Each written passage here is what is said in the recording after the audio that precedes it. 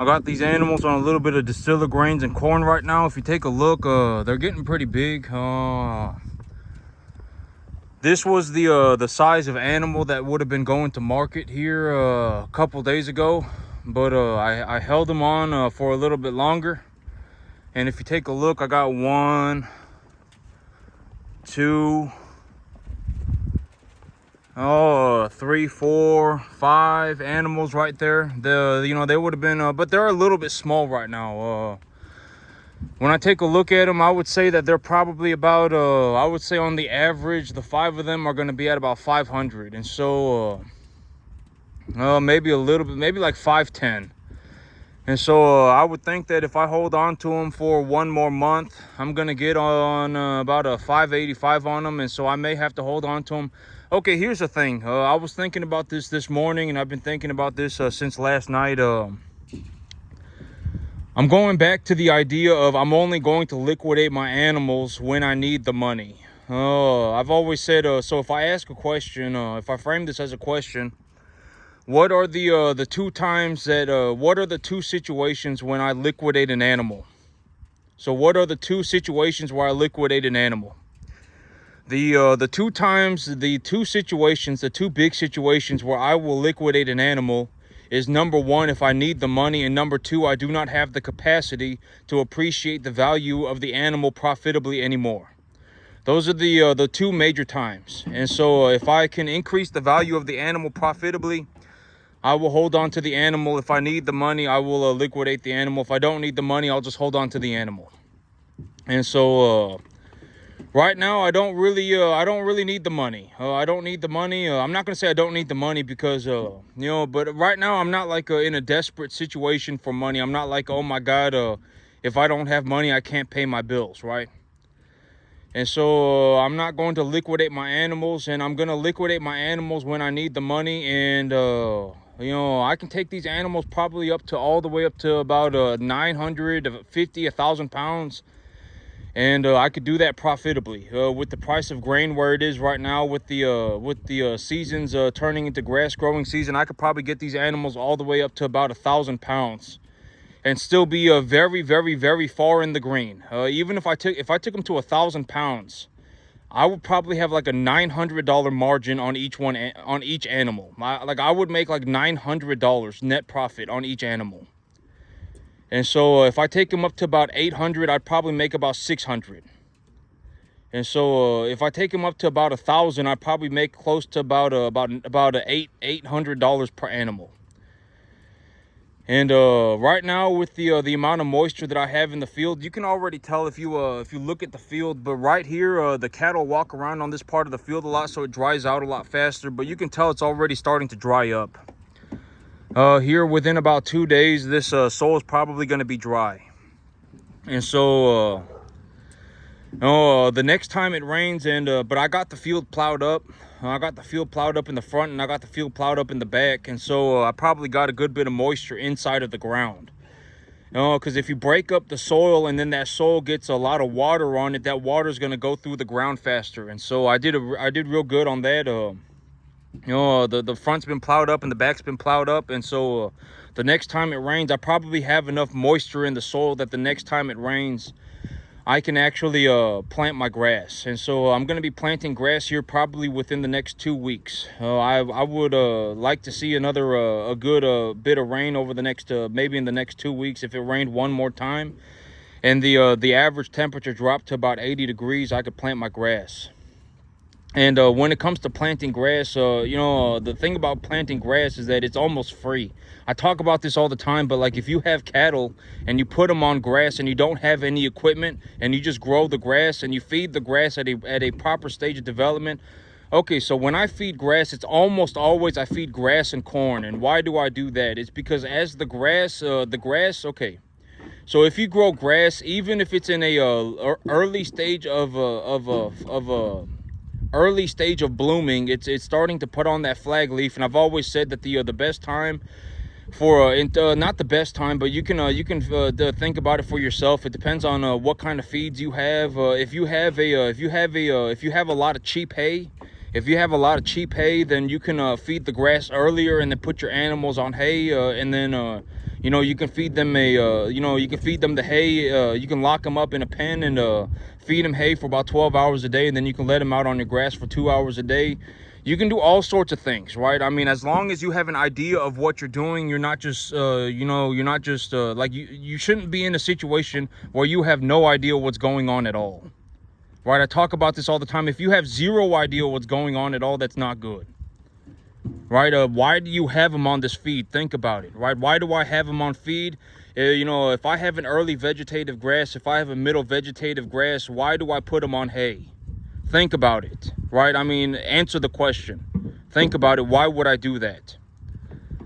Because when a grass is in the early stage of development, especially if you fertilized your field, that grass is going to be coming in nuclear hot. It's going to be very, very, very high feed values, right? I mean, you know, you got to think about these things. You can't just put your animals on grass. You can't just sit there and do nothing and expect everything to work out for you, right? I mean, it's not going to happen.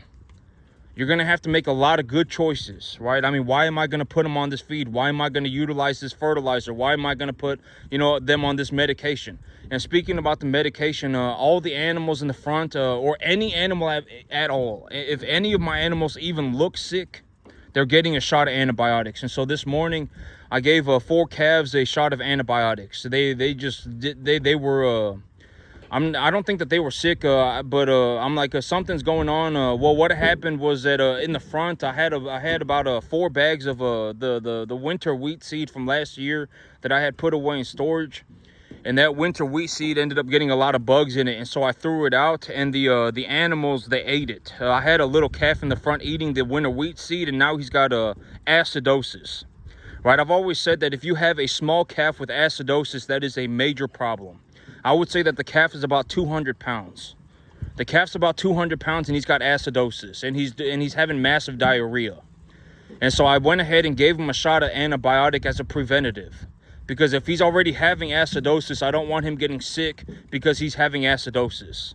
I don't want him developing BRD as a side effect of having acidosis. He's probably about 200 pounds. And so, you know, I gave him a shot of antibiotic. I gave 2 other animals, but a few of my animals in the front ate that winter wheat seed. The winter wheat seed was on the ground and they just picked it up and ate it. And I ended up with 3 or 4 calves with acidosis, and so I just went ahead and gave them all a shot of antibiotic. And then one animal back here, he just didn't look very good, and I gave him a shot of antibiotic too. And so right now, if they even look sick, they're getting a shot of antibiotics. And I had one animal, the one animal that I said that wasn't looking very good, number 197 in the front, the white steer. And I said, you know, I gave him a couple of shots of enrofloxacin. I gave him a couple of shots of Tenotril, which is just Baytril, but the generic Baytril. I gave him 3 one-dose shots of Baytril, and then I gave him a shot of Zactran, but he was still not looking good. And so yesterday I gave him a pour-on dose of Banamine, and then I gave him a couple of tablets of sulfamethazine. I gave him 1.5 tablets of sulfamethazine because he was also having diarrhea. He was having BRD, and then he ate the winter wheat seed, and then he started having diarrhea.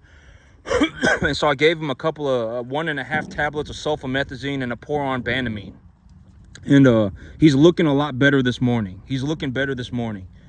And so I'm keeping an eye on him. And the rest of the animals are doing good. I checked the animals for pink eye. The pink eye animals have all gotten better too.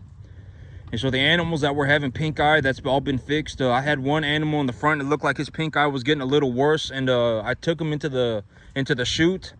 And I gave him another shot of oxytetracycline. And then I sprayed his eye with vetrimycin.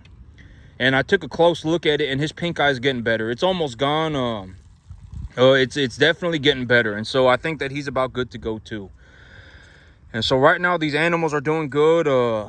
In terms of the business plan, well, if y'all take a look, I would say that this animal right here, this one right here, I would say that okay. Well, let me ask you, what do you think he weighs? The white and brown one right there. What do you think he weighs?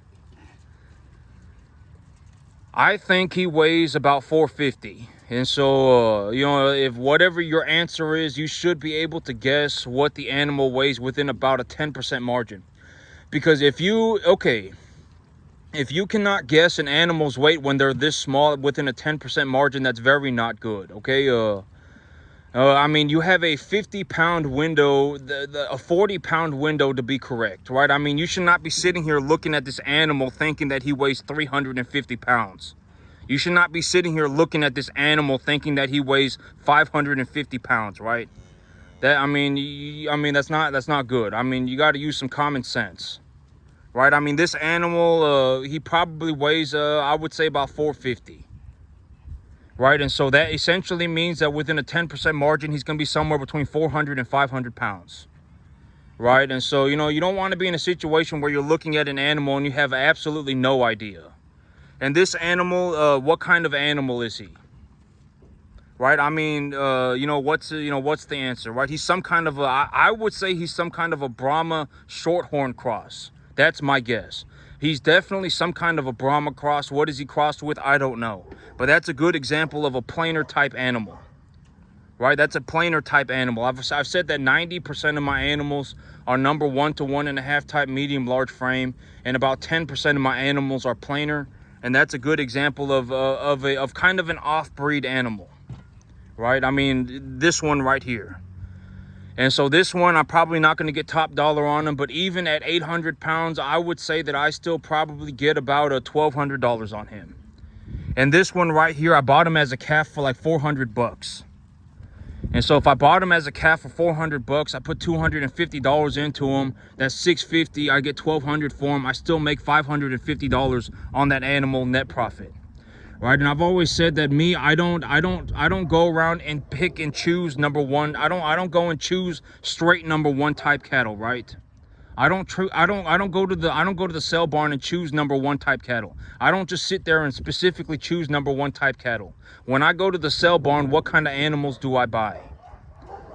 1 to 1.5 type medium large frame. But in reality, if I see an opportunity to make money on an animal, I will take it. Like if I'm at the sale barn and a little Brahma calf, a Brahma Shorthorn calf comes running out in the ring and nobody wants to buy him and they're selling him for 350 bucks, 400 bucks, I'll buy that calf too. I don't really care. To me, it doesn't matter, right? I don't pick straight number 1 type cattle. I don't pick straight number 1 to 1.5. If there's a little whatever Frisian, right, a little Holstein Angus cross, and people aren't bidding on it, and they're selling the animal for $250, then I will buy the calf. I don't really care, right? Because why? Because I can make money on that animal. It doesn't really matter to me, right? So when I take a look at an animal and I go to the sale barn, and it's not real difficult math. Like if you see an animal run out in the ring, right, and you say, oh, this animal looks like about a 200-pound animal, and if you think it's 200 pounds, the animal might be 250, the animal might be 175, but it's close, right? You're like, okay, this animal's somewhat close. I've said that a majority of the animals that I buy are between 150 and 325 pounds, right?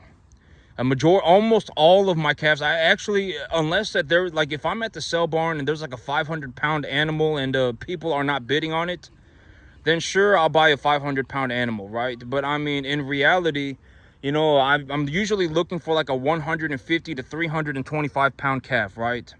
And if I go to the sale barn and they run an animal out in the ring, and I take a look at it and I'm like, this animal is between 150 and 325 pounds, then that's the animal that I'm there for, right? And let's say that I look at the animal and I say, okay, this animal's probably about 200 and 225 pounds, something like that. So if I think that the animal's between 200 and 225 pounds, and I give myself a 10% margin of error, the animal may weigh 170 and the animal may weigh up to 250, but it doesn't matter, right? I mean, it doesn't matter. What matters is that, I look at the animal and I'm like, this animal is probably somewhere between 200 and 225 pounds. If I think that the animal is between 200 and 225 pounds and I have a 10% margin of error, the animal might weigh 170. The animal might weigh 250, but it doesn't matter, right? Even if it weighs 250, it doesn't matter. I will still pay essentially the same per pound. And so, like, if I go to the sale barn and they run a 250-pound animal out in the ring, oh, excuse me, a 200-pound animal out in the ring, and I say, oh, that animal looks like it's about 225 pounds, right? Something like that, and they're starting the bid at 250, I will bid on that animal. I will bid on that animal until the animal goes up to about maybe even up to 375. It doesn't matter to me, because at 375, even if the animal weighs 250, it doesn't matter, right? I mean, I'm still, I don't really want to be paying, 2 or 370, or I don't want to be paying a 375 for a bunch of 250 pounds. Well, I mean, if it's a number one type animal, sure. I mean, if they weigh 250 and what's 350, what's the math on that? Is 3 times, so that's 750 and a half plus a half, what is that, like 875? Yeah, I mean, I would be willing to pay $875. Would I want to pay $875 across the board for all? No, I wouldn't. Realistically, I want to get closer down to about $825. But this is what I'm saying. It don't really matter. Over the long haul, it all evens out. As long as I have an idea of the range that I'm looking to purchase the animal at, because chances are I'm not going to be buying straight 250-pound animals. Right, I'm also going to be buying 200-pound animals. I'm also going to be buying 170-pound animals. I'm also going to be buying 225-pound animals. I'm also going to be buying 150-pound animals. It all evens out. And the benchmark animal that I use is, when I take a look at the animals, the benchmark animal that I utilize is a 200-pound calf. That is my benchmark sale barn animal. So when I go to the sale barn and I'm looking for a calf, I utilize the 200-pound as the benchmark. And when I utilize a 200-pound calf as the benchmark, what is the formula? A 10% deduction off the feeder cattle price, and I cut that number in half. This is also another plainer animal right here, some kind of a Jersey cross. Right, so I got 2 plainer animals right there. Right, and so it all ties back together. Everything ties together, okay? Like like when I talk about when you're taking a look at a business and you're thinking about coming up with a business, and everything ties together, okay? You should be able to determine how much money is going to be involved within a reasonable margin. You should not be completely incorrect about things. The idea of a plan is not to be perfect. The idea of a plan is to give you a direction. You should not be in a situation where you have no idea what's going on. And even worse, you should not be in a situation where you think you have an idea of what's going on, but you're completely wrong.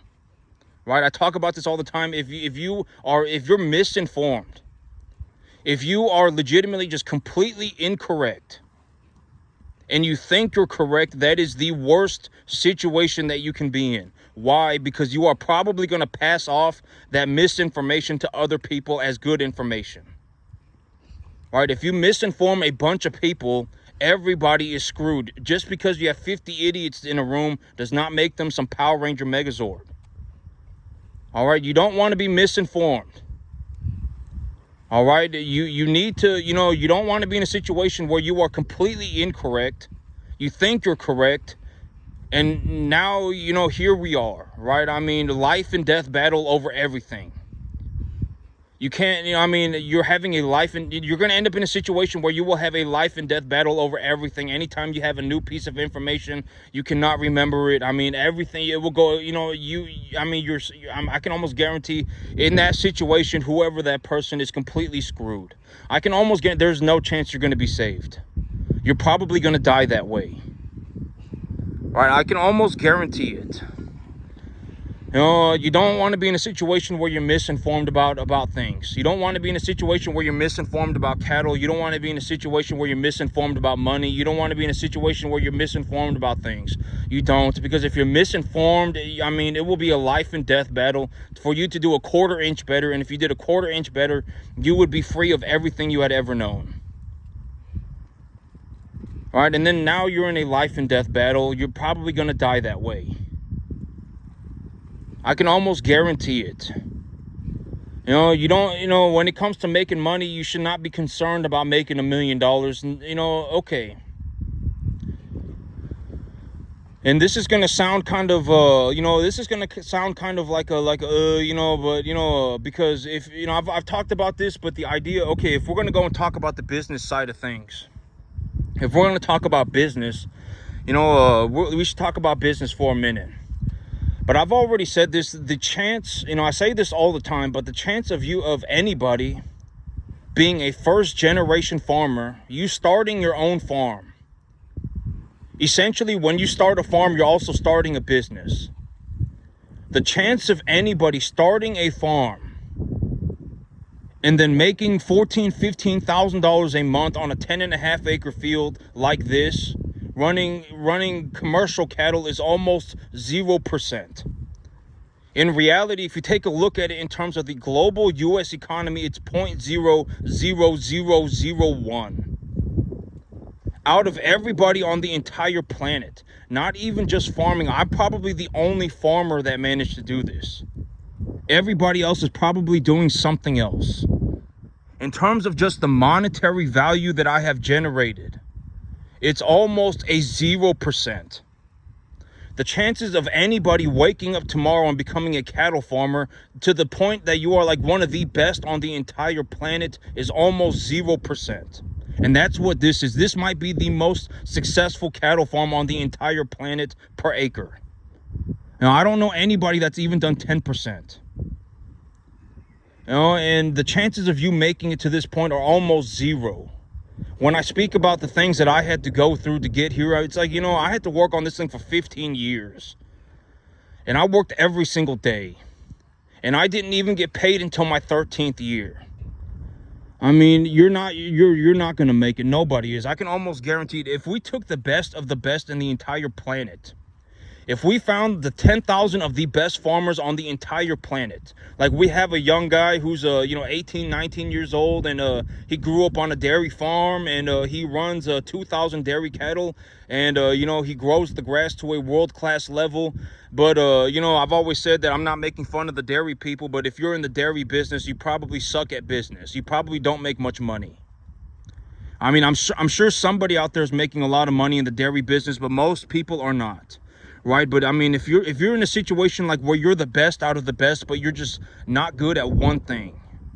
Like, let's say you're extremely good at running cattle. You could, if I drop 2,000 cattle off on your field tomorrow, you could run 2,000 cattle by yourself. You wouldn't have any problem. You would know what to feed them. You would know what medication to give them. You would know how to look after them. Right? But you can run 2,000 cattle by yourself.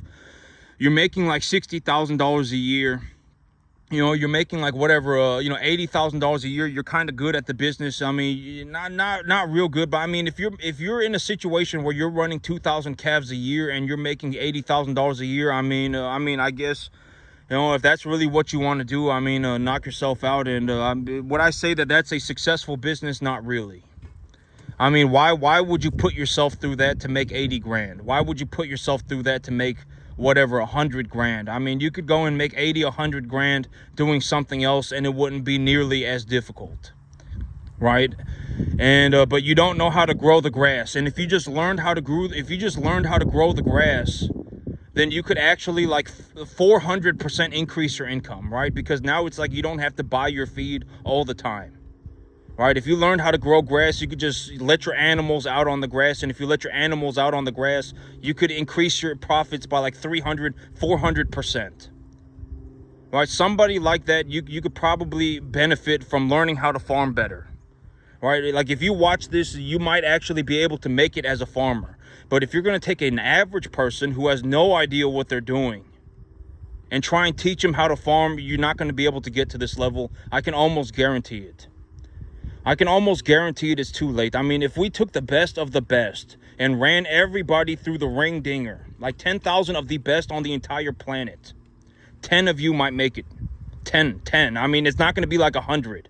It's not going to be like 1,000. It's not going to be Billy Joe Bob. We're going to have to take the best of the best and run them through the ring dinger. And if you ran them through the ring dinger, we might get 10 that make it to the other side. And realistically, what we're looking at is like a young man. He's maybe 18, 19, 20 years old, maybe even up to 25. If you actually have good experience, like you actually know what you're doing, you were raised on a dairy farm, right? You understand the feed qualities of grass. You understand, what a beef animal is, etc., etc. Maybe you start a realistic situation for this, like, is if you're on a dairy farm. If you realize that you don't need to have so many you realize that you don't need to have so many straight dairy calves, and you can utilize like a beef bull, or artificially inseminate a Holstein with high quality beef cattle semen, and then you can start backgrounding and start running half beef, half dairy cattle on on your farm as a way to make more money. Half beef, half dairy cattle make good money. This is something that I've seen. Half beef, half dairy cattle make good money, especially if they're half Holstein, half Angus. If you have Holstein cattle and you put a beef bull on them, like an Angus bull on them, and you end up with a half Angus, half Holstein, you can make a lot of money on that animal. At 800 pounds, you could probably make close to about $1.80, $2. I mean, you could probably make close to $1,600 on that 800-pound half Holstein, half Angus. And it's like, if you take a look at the situation, and but I mean, on a dairy farm, I mean, it's real hard because I've read that the death loss on a dairy farm is like upwards of 70% on a regular basis. I mean, you're gonna have a lot of calves die, and that's very just kind of average, right? I mean, because you're taking the calf away from the mama cow so that you can harvest the milk. But I mean, you can do something, right? I mean, realistically, we're going to be having to look at the best of the best. If we took the best of the best and then, ran everybody through the ring dinger, maybe 10 people get out to the other side. Maybe 10.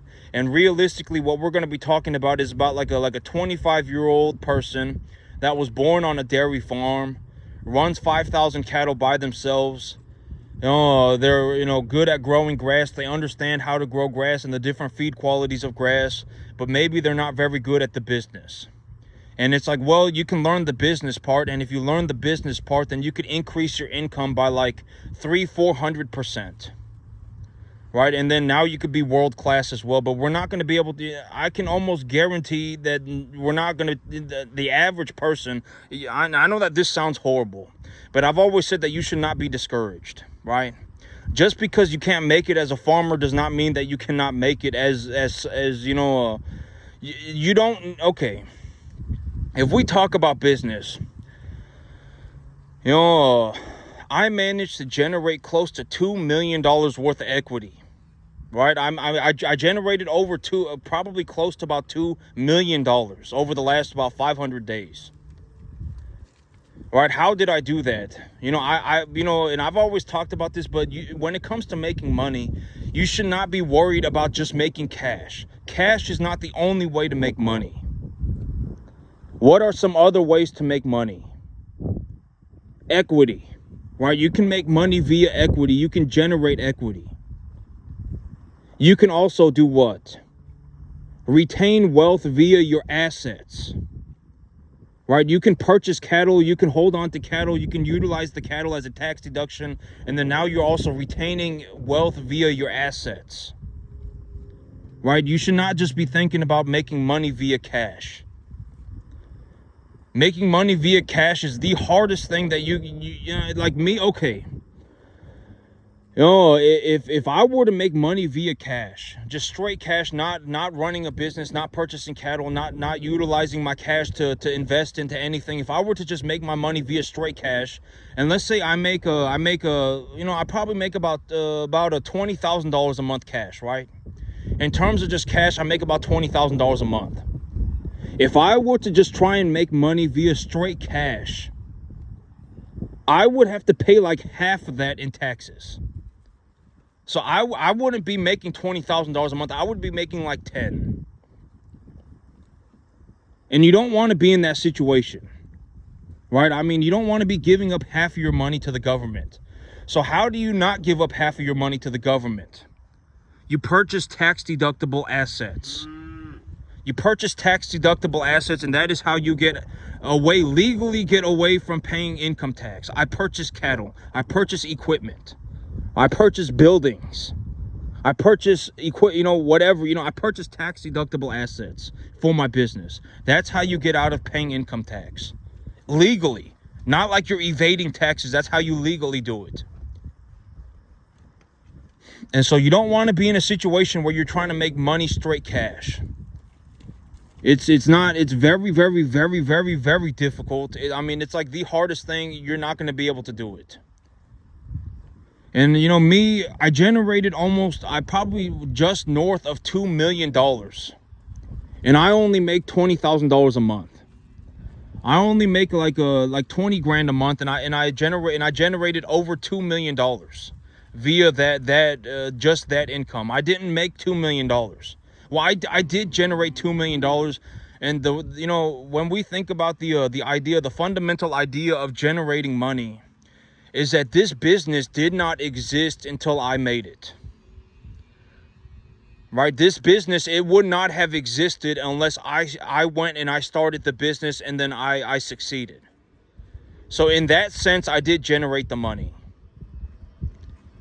Right? And, but the thing is, you're not going to be able to do it. I can almost guarantee, for whatever reason, if you think that you can make it as a farmer, farming is like one of the hardest things that you could ever imagine. I can almost guarantee it. You're not going to make it. When's the last time that you spoke to somebody and they said, how I made it? You want to know how I made it? When's the last time that you met somebody that was like, you want to know how I became extremely rich? I started a cattle farm. When's the last time you're going to see that? When's the last time you have seen that? Probably never. This might be the first time that you have ever seen that. And this might be the only time that you ever see that. All right, I've always said that this might be your one opportunity to actually see somebody who genuinely succeeded financially. I make almost 4 times I make almost 4 times my living expenses. My living expenses are 25% of what I make. I invest about 75% of actually, when I include the debt, I also leverage money. Why? Because if we want to talk about the business side of things, I talk about this all the time. But let's say I have $50,000 worth of cattle, right? Let's say I have $40,000 worth of cattle, and those cattle are number 1 to 1.5 type medium large frame, 450 pounds, and body conditioning score 6. Feeder cattle market is going sideways at 230, 240. For the foreseeable future, that's what I anticipate, right? And so in this situation, I anticipate that I can raise the average weight of my herd from 450 to 850 profitably. I will still be in the net positive green. I will still be making money all the way up until my animals hit about 850 pounds. But if my animals are evaluated at, let's say, $45,000 at 450 pounds, and I take them up to 850, the appraisal value of the animal will go up from 45,000 up to about maybe maybe about 75, 80,000. Right? So I anticipate that I can increase the value of my animal, right? And so and if I increase the value of my animal, and let's say let's say I take a look at the overall situation. I take a look at my situation. I say, okay, I don't have any debt on my cattle. I evaluate the value of my cattle at this price.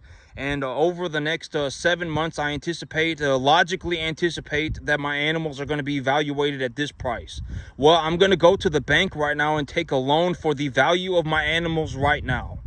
Because even if I lost 100% of the new animals, I could still pay for all of the animals via my current herd. And if the current herd that I have right now goes up in value by about 75% over the next 7 months, over the next 6 months, then I will still be in the net positive 35 grand. Right? I talk about this idea all the time, right? The appraisal value, taking a loan for the appraisal value. And if you do that and you anticipate that your current assets can also be appreciated in value, then you're not really at risk for anything. You're not at risk for anything. Right? It's like a superpower. You're not at risk for anything. You can do whatever you want. Right? You should probably go and buy more cattle.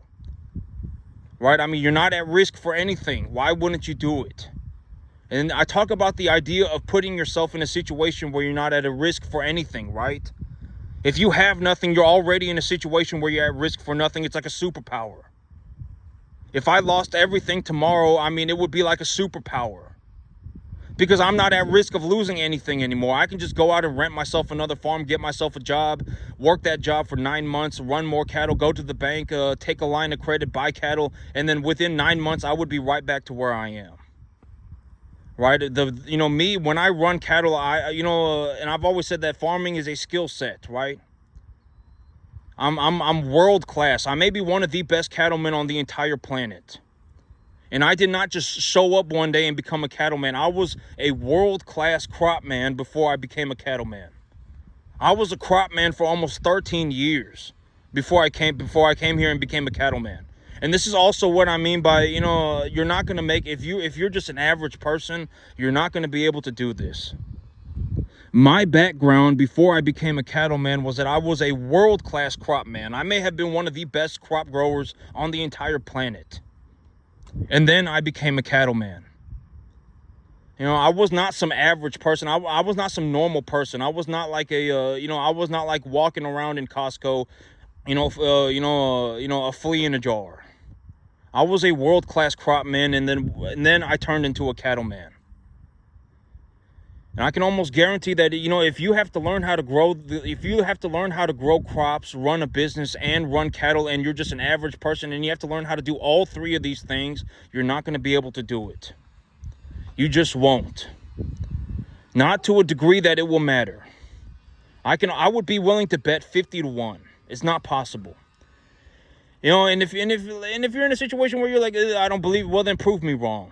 Right? I mean, you go out and you start a business, you start running cattle on a 10.5 acre field and go and make yourself $15,000 a month. Let's see you do it. Right? I managed to do it. I already show you how I did it. I told everybody exactly how I do it, exactly what I think about, what I think about in terms of the business, in terms of the grass, in terms of the cattle. I talk about all of these things in extreme detail. Right? And I even show my checks. I make about $14,000-$15,000 a month running these cattle on a 10.5 acre field, right? I mean, I've already shown everything. And if you genuinely don't believe me, then you go out and you do it. All right, let's see you make it. Me, because at least when it's like me, at least when I speak, it's like, it's like from my perspective, it's like, over the last 500 days, I managed to get into the top 0.00001 percentile of the entire U.S. economy. And I did it by running cattle on a 10.5 acre field. A lot of you don't understand how difficult that is. It's almost borderline impossible. You might not ever see it again. I might be the only person that you ever see that got to this point running commercial cattle on a 10.5 acre field. I can almost guarantee it. You're probably never going to see anyone like this ever again. This might be your one chance. And you don't want to be in a situation, but I've already said, me, I don't believe in saving people. I don't believe in saving people. All right, if you're and I fell out of heaven to 7 and I'm going to go on a mystical, magical journey and I'm going to start myself, and if that's you and I'm going to go and start myself a business and I'm just going to go on a la land adventure for the entirety of my life. If that's you, then I'm just going to leave you to die that way. I've always said that either you jump out of the jar according to, by yourself, you jump out of the jar, or I leave you to die. I'm not getting in the jar with you. I absolutely refuse. I'm not going to get in the jar with you. I'm not going to get in the jar with anybody. I mean, you either jump out of the jar and then, and then you get on with it, or you just die in the jar with everybody else. I've always said, you don't have to be, if you wanted to, you could not be a poor person tomorrow. You could just wake up tomorrow and be broke. Right? I mean, you don't have to be a poor person. I don't know if you understand, the majority of you are probably poor people. If you take a look at the world for what it is, go into a Costco and take a look around, and if there's 500 of you watching this video, 400 of you watching this video, 350 to 450 of you are just going to be straight out poor. Not even broke, but poor. And maybe 10% of you are going to be kind of doing okay, but but I mean, probably not even 10%. It's probably going to be like 398. You know, 400 to 500 you watching this video, like 395 to like 495 of you are going to be poor. Not broke, but legitimately poor. Right? And I've already said, you know, and if you want to get it, you know, and if you wanted to wake up tomorrow and not be poor, you could do so. Right? You could just wake up tomorrow and be a broke person. Right? And once you're broke, once you, you know, you just wake up as a broke person, how do you solve being broke? You just go and make more money. You know, invest 80% of your income. And when you invest 80% of your income, what are the two things that I talk about that you should invest in? What are two reasonable investments that you can make tomorrow that I have been talking about? That requires zero skill and that you could do it tomorrow if you felt like it. What are the two things? A business that does not have any real estate that is selling for about 1.25 EBITDA, or a rental property. If you went out and purchased a business tomorrow that was selling at 1.25 EBITDA and it had no real estate, you could bring home like $8,000 a month tomorrow. Right? Just take a loan for it, purchase the business on a 5-year loan, and now you're bringing home $8,000 a month tomorrow. Right? I mean, and then once you get finished paying off your business loan, you could just take the money that you were paying for your business loan and purchase yourself a rental property. If you purchase a rental property tomorrow and you put $4,000 into it, and if things go good, it gives you $5,000 back. But if things go poorly, you get $2,500 back. You're at risk for $1,500. I always say don't give up on your dreams because of $1,000. You have nothing to lose already. Right? The $1,000 is negligible. And if you put 80% of your income into something, you make $5,000 a month and you put $4,000 into it and you get $5,000 back, you're actually making $6,000 now. Right? Because now you're making an extra $1,000 a month on your investment. If things go poorly, you can utilize your income to cover the difference and then fix the problem. You should be getting a majority of your money back immediately. And if you do that over a long term, you essentially are free from being broke forever. You're not going to be broke ever again. Congratulations. You make $15,000-$20,000 a month. You can do whatever you want.